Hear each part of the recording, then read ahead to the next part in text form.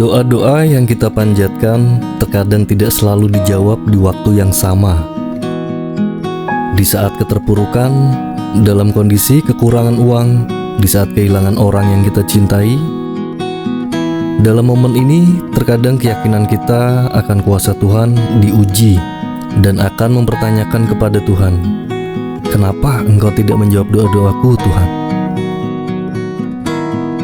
Bagi kita yang mengalami fase seperti itu, gunakanlah untuk lebih dekat lagi dan membangun komunikasi yang baik dengannya. Dengan mengingat hal-hal yang telah Tuhan kasih ke kita, hal itu akan membantu kita untuk meningkatkan keyakinan akan kebesarannya. Dan yakinlah, Tuhan akan menjawab doa kita di waktu dan tempat yang tepat. Karena Tuhan telah berjanji kepada kita, dengan datangnya kesulitan, di situ ada kemudahan.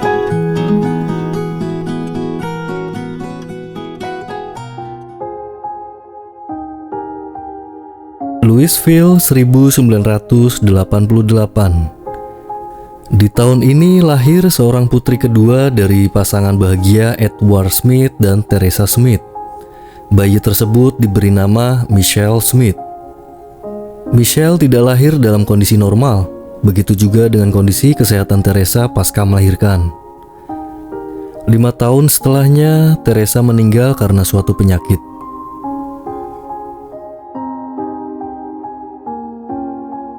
Louisville 1993. Wanita yang nampak energik, fun, dan selalu nampak ceria ini adalah Sharon Stevens. Dia seorang single mom yang mandiri dan cerdas.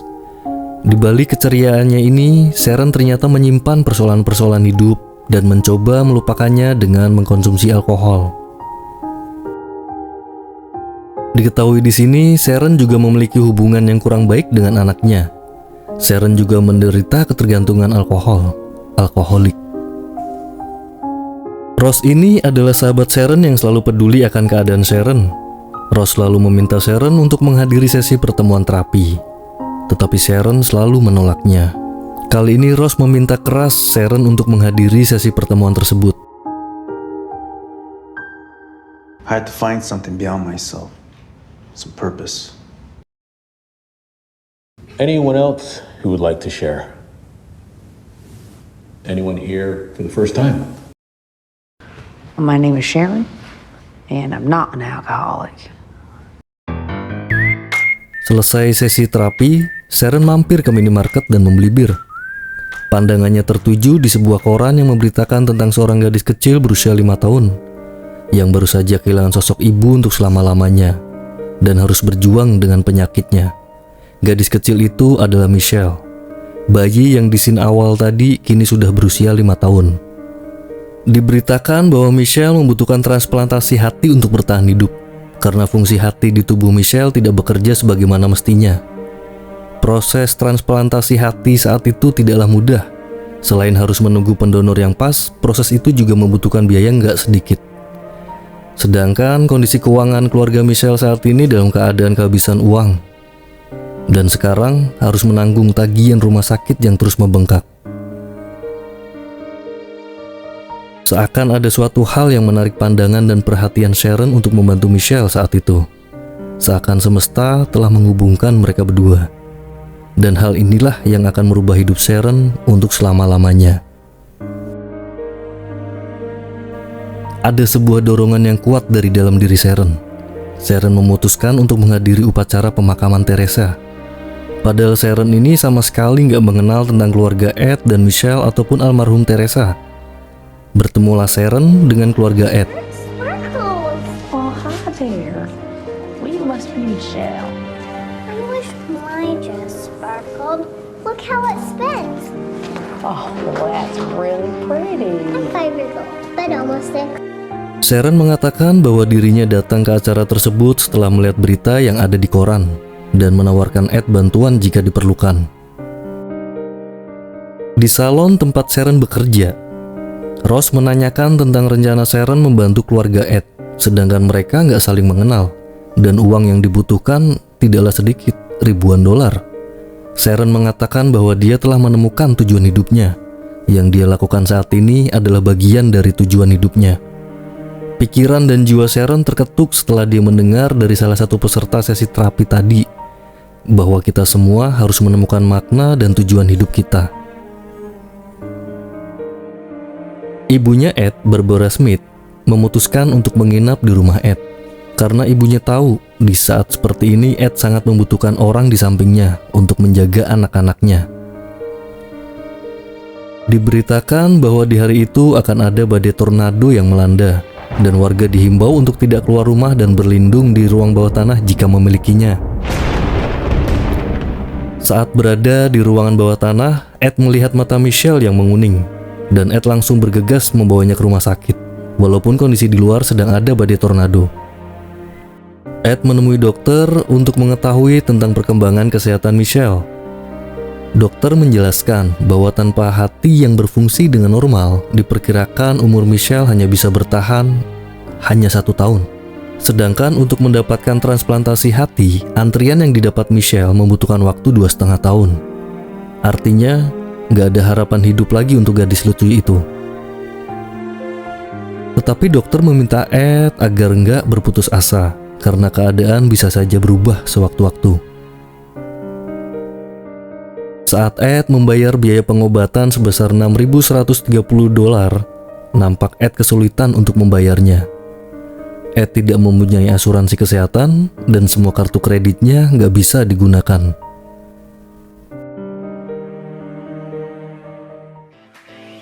Sharon melakukan penggalangan dana dengan menggratiskan semua pendonasi untuk potong rambut di salonnya.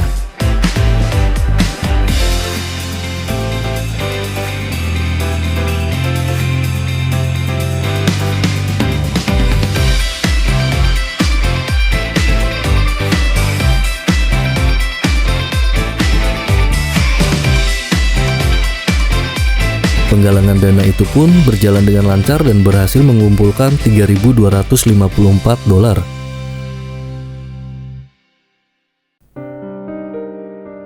Ed baru saja pulang dari minimarket untuk membeli kebutuhan dapur, tetapi ibunya mengomel karena Ed lupa membeli mie. Ternyata Ed bukanlah lupa untuk membeli mie, tetapi Ed telah kehabisan uang untuk belanja. Ibunya Ed memintanya untuk nggak putus asa dan terus berdoa dalam kondisi seperti ini, dan meminta Ed tetap yakin akan kuasa Tuhan. Karena Tuhan telah berjanji, sesungguhnya di balik datangnya kesulitan, ada kemudahan. Namun Ed yang nampaknya sudah menipis imannya ini mengatakan bahwa Tuhan nggak pernah menjawab doa-doanya dan doa Teresia untuk Michelle. Sharon, remember me? Tak lama kemudian, datanglah Sharon ke rumah Ed dan memberikan uang hasil donasi tadi ke Ed. Nampak Ed kebingungan. Tiba-tiba datang wanita yang baru dia kenal dan membawakannya uang $3.254. Dan ibunya Ed mengatakan bahwa inilah jawaban dari doa Ed dan doa Teresa. Ternyata Sharon bersungguh-sungguh untuk bisa sembuh dari ketergantungannya dengan alkohol. Nampak dia tengah membuang semua stok minumannya.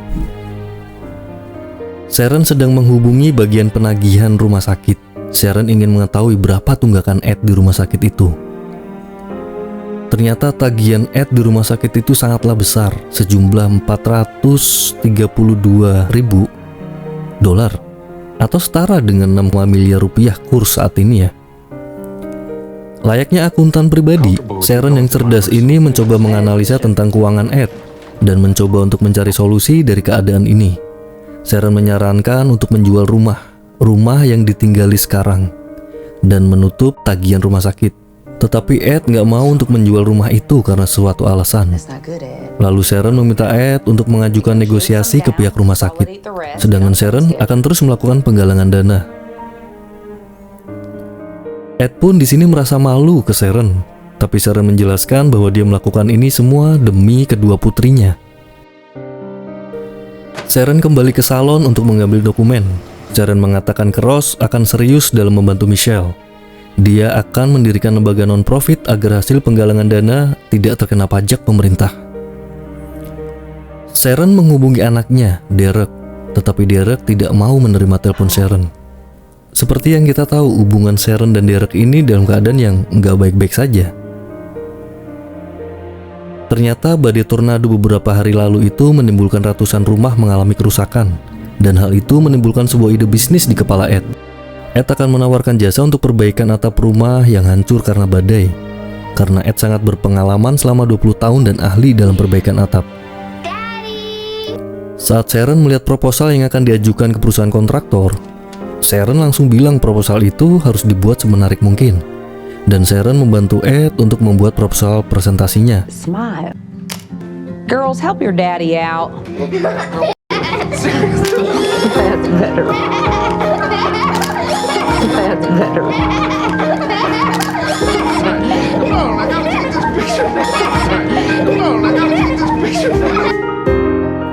Lalu Sharon menemani Ed untuk menemui kontraktor. Sharon yang cerdas ini berhasil mendapatkan perhatian si kontraktor dengan peringainya yang pandai menyampaikan suatu hal. He doesn't even know how to have fun. Saat kontraktor menanyakan berapa rumah yang bisa Ed selesaikan dalam 1 minggu, Sharon bilang Ed sanggup menyelesaikan 50 rumah dalam 1 minggu. Tentu hal ini membingungkan Ed. Tetapi Sharon mengatakan ke Ed, tetaplah optimis lalu cari cara antisipasi jika ada kendala. Dan si kontraktor bilang akan menghubungi Ed nanti. Ed pun berhasil mendapatkan pekerjaan itu. Sharon nampak sedang melakukan penggalangan dana.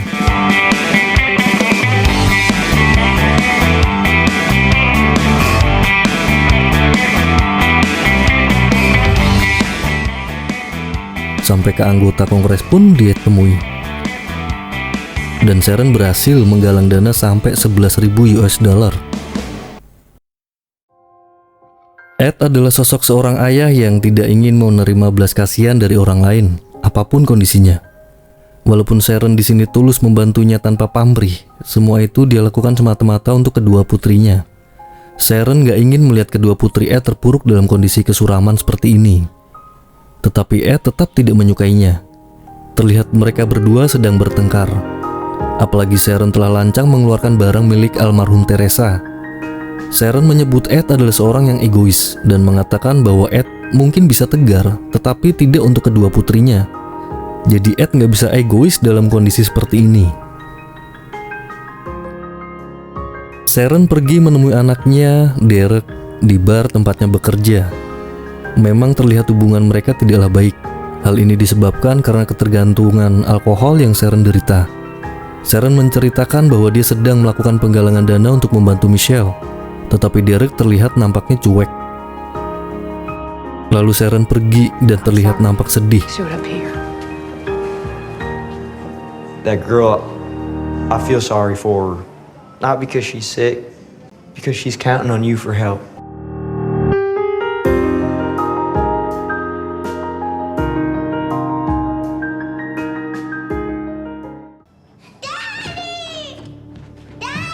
Michelle mengalami gatal-gatal dan kesakitan di perutnya, lalu Ed membawanya ke rumah sakit.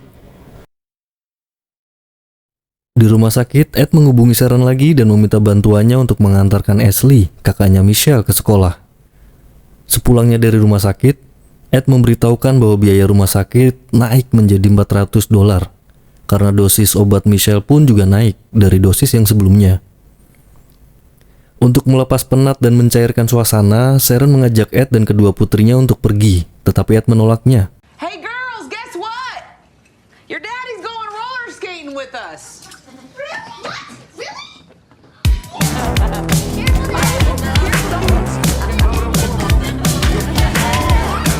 Suasananya begitu bahagia, seolah mereka sedang tidak berada dalam kondisi keterpurukan. Di sini mulai terbangun komunikasi yang hangat antara Ed dan Sharon. Mereka saling ngobrol dan saling bercerita tentang pengalaman masing-masing. Sharon menceritakan tentang Derek, tetapi Sharon tidak menceritakan bahwa hubungan Sharon dan Derek saat ini dalam kondisi yang tidak baik-baik saja. Birthday, dear Derek. Ternyata hari itu adalah hari ulang tahun Derek. Sebagai seorang ibu yang sangat merindukan kedekatan dengan putranya, walaupun Derek masih marah dan masih nggak mau terima telepon dari ibunya itu, Sharon tetap mengucapkan dan mendoakan Derek di hari lahirnya ini. Sedih pasti.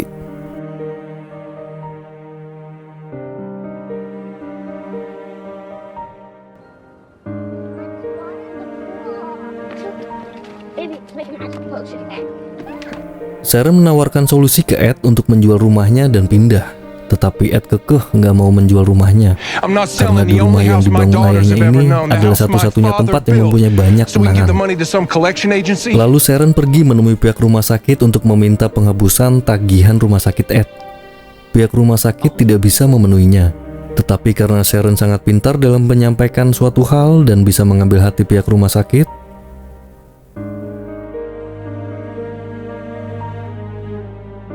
akhirnya pihak rumah sakit menyetujui untuk menghapus semua tunggakan Ed. Tentu hal ini membuat Ed sangat sedih, senang, terharu.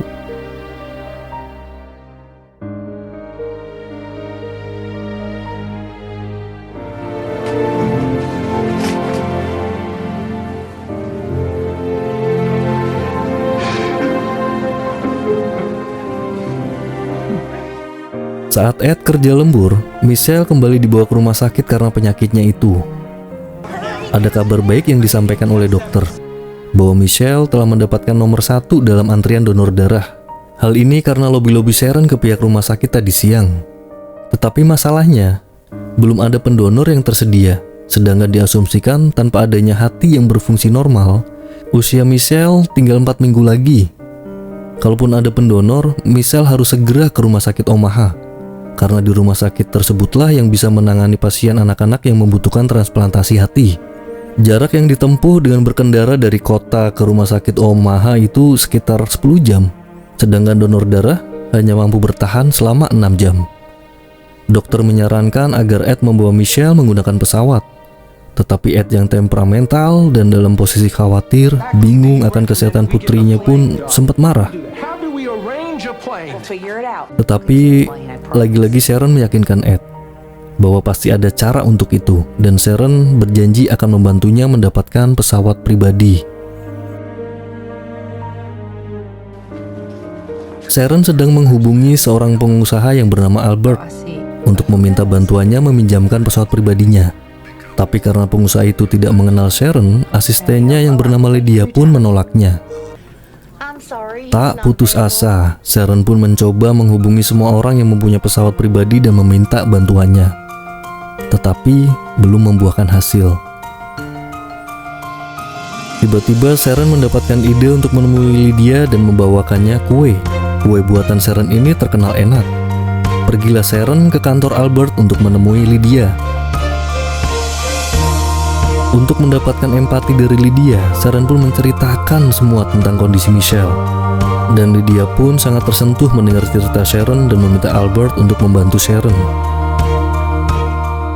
Sharon pun menemui Ed dan ibunya dan memberikan kabar baik bahwa dirinya telah mendapatkan pesawat pribadi untuk bawa Michelle ke rumah sakit Omaha.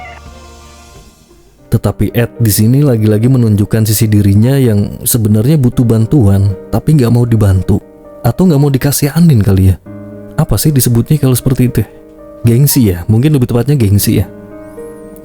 Ross sangat keberatan kalau Sharon harus ikut pusing membantu Ed, sampai-sampai melupakan urusan bisnisnya sendiri. Ross pun mengatakan kalaupun Sharon sudah nggak konsumsi alkohol, tetapi yang dilakukannya saat ini adalah habit dari seorang pecandu, yang mengabaikan urusannya sendiri dan malah ikut terlibat membantu orang yang dia sendiri baru saja mengenalnya. Sharon tak ingin melihat Michelle seperti dirinya dulu. Di saat Sharon kecil dulu membutuhkan bantuan dan empati dari orang lain atas kondisinya, tetapi tidak ada satupun orang yang membantunya. Hanya Sharon sendirilah yang berjuang untuk bisa keluar dari persoalan itu. Saat menonton siaran berita TV, Sharon mempunyai ide untuk menghubungi stasiun TV lokal dan meminta hadir meliput kondisi Michelle. Nampaknya Ed sangat tidak menyukai hal tersebut. Walaupun dalam kondisi membutuhkan bantuan, tetapi ego Ed gak mengatakan seperti itu. Ed kembali marah ke Sharon karena telah mencampuri urusan pribadinya terlalu dalam. Dan hal ini membuat Sharon nampak begitu sedih. Kenapa hal tulus yang dia lakukan pun terlihat salah di mata orang. Sharon kembali mengkonsumsi alkohol, dan hal itu membuat Michelle dan Ashley sangat takut melihat Sharon yang telah abok. Sekembalinya Ed dari kerja lemburnya, Ed menyuruh Sharon untuk pulang dan jangan kembali lagi. Ed melarang Sharon untuk mendekati kedua putrinya lagi. Di sini Sharon cerita ke Ed bahwa Sharon mengalami ketergantungan dengan alkohol. Hal itu dia dapati ketika Sharon masih kecil. Sharon tumbuh kembang dengan seorang ibu yang menderita alkoholik, dan Sharon tidak merasakan kasih sayang di lingkungannya dulu. Sharon gak ingin putranya juga merasakan hal yang sama. Berbagai cara telah Sharon lakukan untuk bisa sembuh dari ketergantungan alkohol, tetapi belum membuahkan hasil, dan malah putranya sekarang membencinya. Setelah melihat dan mengenal Michelle, Sharon berpikir mungkin jika dia membantu Michelle, hal itu pun akan menolong Sharon untuk bisa lepas dari persoalannya. Sharon hanya ingin dicintai. Sharon hanya ingin mencintai. Namun kenyataannya, apa yang dia lakukan selalu terlihat salah di mata orang.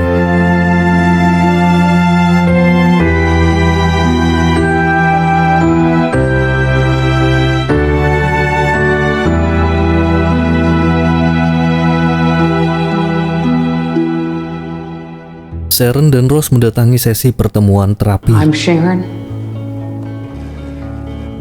and I am an alcoholic.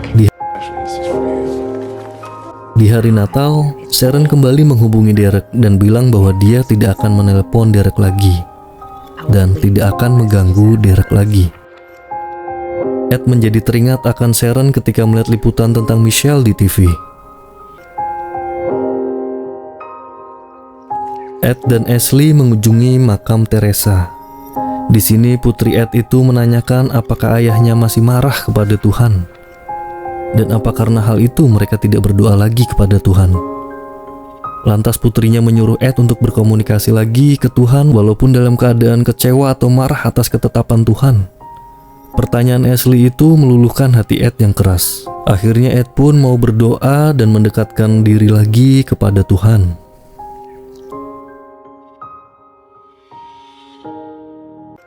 17 Januari 1994. Musim dingin pun tiba. Dikabarkan bahwa badai salju terburuk dalam sejarah akan segera datang di sejumlah negara bagian. Diperkirakan 423.000 rumah akan terisolir karena badai itu. Badai itu akan menutup akses-akses sejumlah daerah, larangan penerbangan, pemadaman aliran listrik di seluruh kota, dan penutupan hampir separuh dari jalan antar bagian. Pemerintah meminta warganya untuk mempersiapkan kondisi tersebut. Tak lama setelahnya, Ed mendapatkan telepon dari dokter bahwa dia telah mendapatkan pendonor yang pas. Dan Michelle harus segera sampai ke rumah sakit Omaha dalam waktu 6 jam untuk dilakukan transplantasi hati. Karena kalau Michelle tidak bisa sampai tepat waktu, donor hati itu pun akan diberikan ke pasien yang lain. Ibunya sempat melarang Ed untuk membawa Michelle di tengah badai salju itu. Tetapi Ed yang ingin melihat putrinya sembuh ini pun nekat untuk pergi. Lalu Ed menghubungi Sharon dan memberitahukan tentang kabar itu. Tentu Sharon pun sangat senang mendengarnya. Lalu Sharon menghubungi Rose untuk meminta bantuannya. Rose pun ikut bersemangat dan meminta seluruh keluarganya untuk membantu Sharon. Sharon lantas menghubungi Albert. Albert pun juga ikut senang mendengarnya dan akan memastikan pilotnya bersedia untuk bisa terbang dalam kondisi seperti ini. Sharon juga menghubungi pihak bandara untuk dilakukan pembersihan di landasan pacu, tetapi pihak bandara tidak bisa melakukan itu karena prosedur keamanan. Tak lama kemudian, pihak bandara pun akhirnya mau ikut membantu dengan pengecualian kondisi. Albert menghubungi Sharon dan mengatakan Michelle akan terbang dengan pesawatnya karena sang pilot bersedia untuk membantu membawa Michelle. Ed pergi bersama Michelle, tetapi karena situasi badai salju yang sangat parah membuat sejumlah akses tidak bisa dilalui. Akhirnya Ed memutuskan untuk melewati jalan potong. Tetapi rute yang dilalui Ed itu tidaklah mulus. Ed dan Michelle terjebak di jalur itu. Dengan kondisi seperti ini, sangat tidak mungkin Michelle bisa sampai tepat pada waktunya, kecuali menggunakan helikopter. Tapi dari mana mereka bisa mendapatkan helikopter dalam waktu singkat dan mendesak seperti ini? Sharon pun seakan mendapatkan petunjuk dari Tuhan saat dia melihat siaran TV. Dia putuskan untuk menelpon reporter TV dan meminta reporter tersebut untuk menginfokan ke semua warga yang mempunyai helikopter dan bersedia membantu gadis kecil itu untuk bisa sampai ke rumah sakit tepat pada waktunya.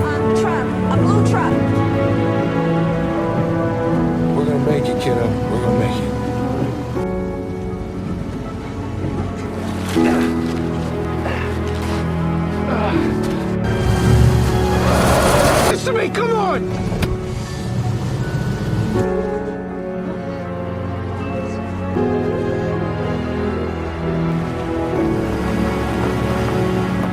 Arm show? They got her a liver, but the roads are closed and now they're trying to get a helicopter. Akhirnya ada seorang pilot yang mempunyai helikopter menelpon siaran TV itu dan menyatakan dirinya bersedia untuk membantu Michelle.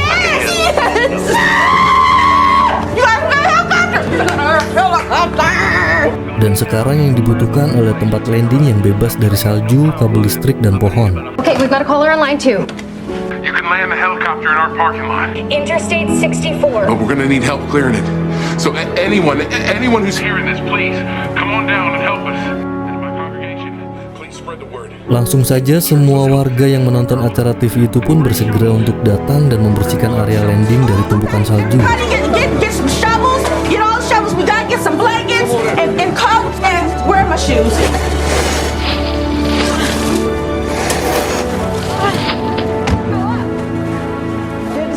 Ed masih terjebak di jalur potong tadi, dan Ed nampak putus asa dan memutuskan menghubungi dokter untuk membatalkan proses operasi itu.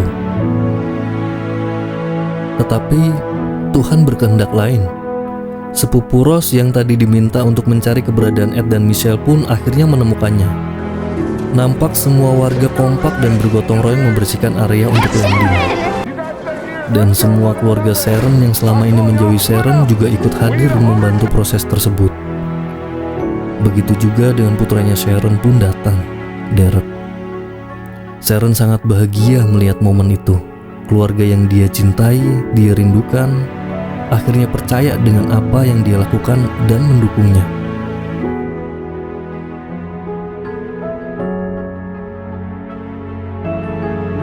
Okay, butterfly.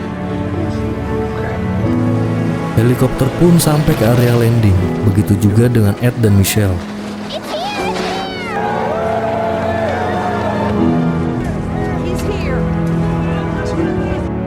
Ed nampak terharu melihat momen itu. Semua warga ikut membantu. Dia pun sadar bahwa dia tidak sendiri dalam kesulitan ini. Dan dia juga sadar bahwa Tuhan telah menjawab semua doa-doanya. Incredible. Angin yang begitu kencang dan minimnya penerangan karena pemadaman listrik pun menjadi kendala untuk pendaratan. Ed meminta semua warga untuk menyalakan lampu depan mobil untuk membantu proses landing, tetapi sang pilot masih belum bisa untuk melakukan pendaratan. Dan tiba-tiba Ashley berlari membawa selimut untuk dijadikan marka landing. Hal itu pun diikuti oleh seluruh warga yang hadir. Benar saja, hal itu sangat membantu sang pilot untuk melakukan landing.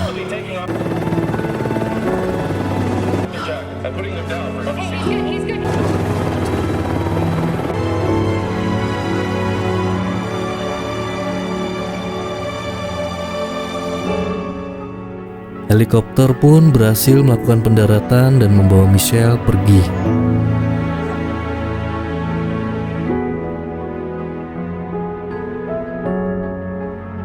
Off to surgery. And our prayers.